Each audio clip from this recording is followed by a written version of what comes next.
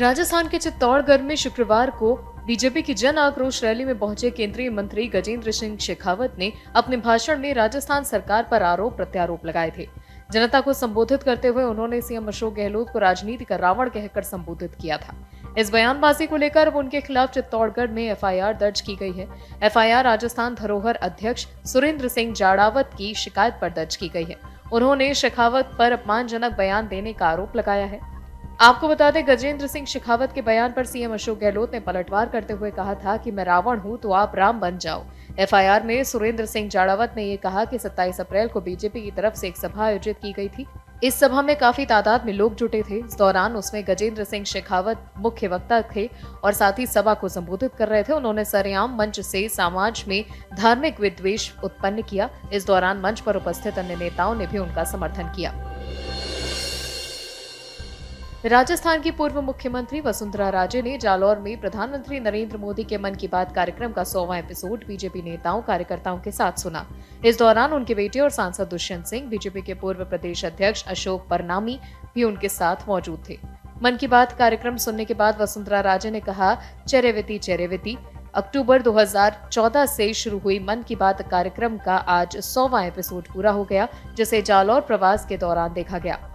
हमारे लोकप्रिय प्रधानमंत्री जी के ये विचार देखते ही देखते भारत के मन की बात बन गए हैं और मोदी जी के साथ ही इस कार्यक्रम की लोकप्रियता ने भी आसमान छू लिया है। राजस्थान के भरतपुर शहर के मथुरा गेट थाना पुलिस ने एक फर्जी आईएएस को पकड़ा है।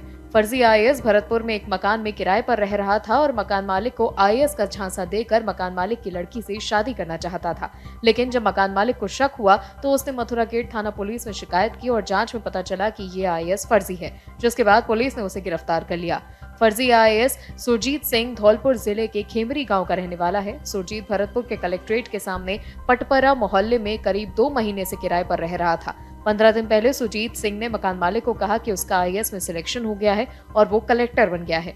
सुरजीत ने मालिक को बताया कि वो उसकी लड़की से शादी करना चाहता है। इस दौरान 13 अप्रैल को मोहल्ले में बाबा साहेब भीमराव अंबेडकर की जयंती पर एक कार्यक्रम भी आयोजित हुआ था।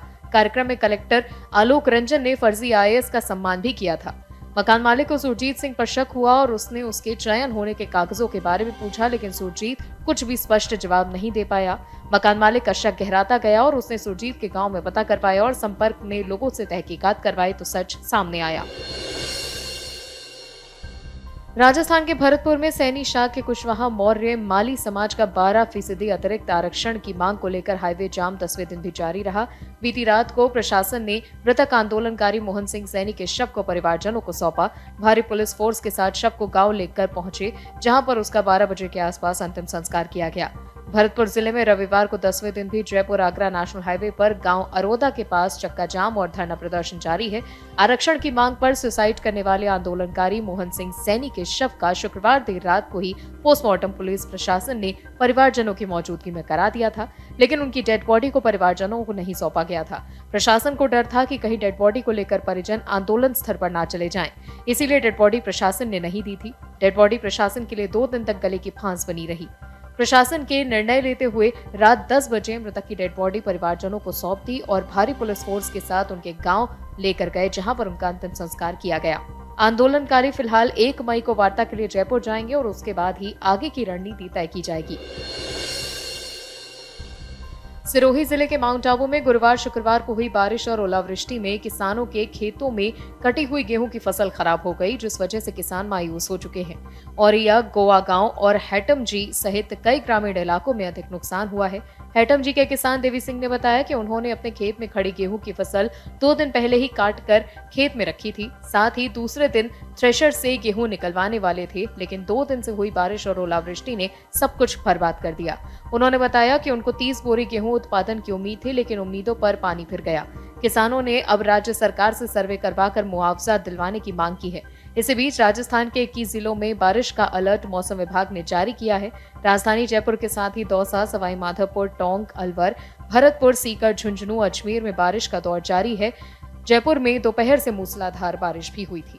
फिलहाल आज के लिए इतना ही। मिलेंगे आपसे राजस्थान की और खबरों के साथ, तब तक के लिए बने रहिए अमर उजाला राजस्थान के साथ। डाउनलोड करें अमर उजाला ऐप और पाएं खबरें लगातार।